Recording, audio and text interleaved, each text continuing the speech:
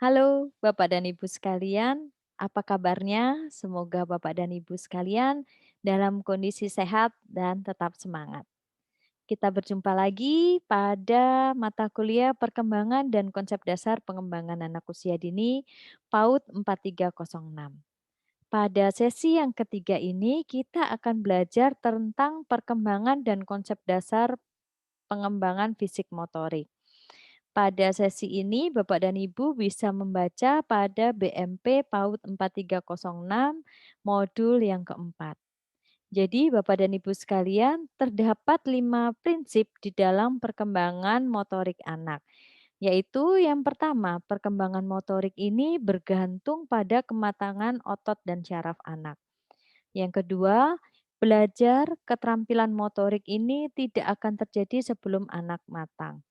Yang ketiga, perkembangan motorik mengikuti pola yang dapat diramalkan, kemudian perkembangan motorik ini juga dimungkinkan untuk dapat ditentukan. Dan yang terakhir, terdapat perbedaan individu di dalam laju pertumbuhan motorik.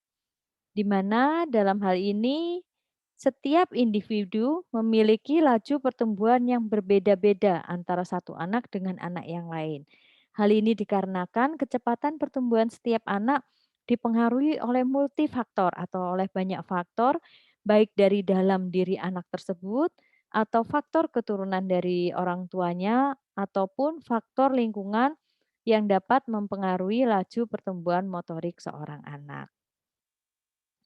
Kemudian Bapak dan Ibu sekalian, terdapat beberapa hal penting di dalam mempelajari keterampilan motorik anak. Di antaranya yang pertama pentingnya kesiapan belajar itu ditentukan. Yang kedua, memberikan kesempatan belajar pada anak, kemudian bagaimana kesempatan berpraktiknya.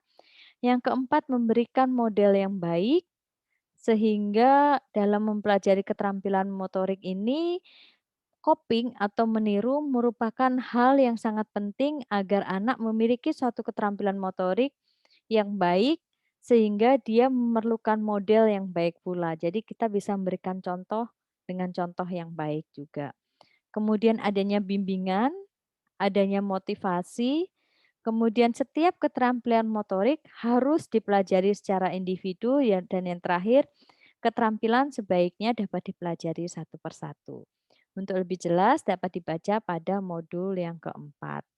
Bapak dan Ibu sekalian, pada sesi ketiga ini Bapak dan Ibu harus mengerjakan diskusi pada sesi 3. Kami menunggu jawaban serta peran serta aktif Bapak dan Ibu di dalam diskusi. Jangan lupa juga pada sesi yang ketiga ini Bapak dan Ibu ada 3 tugas yang harus dikerjakan. Ya, di mana tugas ini berasal dari pertemuan pada sesi 1, 2, dan 3. Ada 3 soal atau 3 permasalahan yang harus Bapak Ibu kerjakan pada tugas pertama. Kami mohon Bapak dan Ibu bisa mengerjakan masing-masing dan tidak melakukan plagiasi, dengan, temannya. Karena apabila terindikasi ada plagiasi satu sama lain, maka hal-hal yang sama nanti tidak akan kami berikan nilai.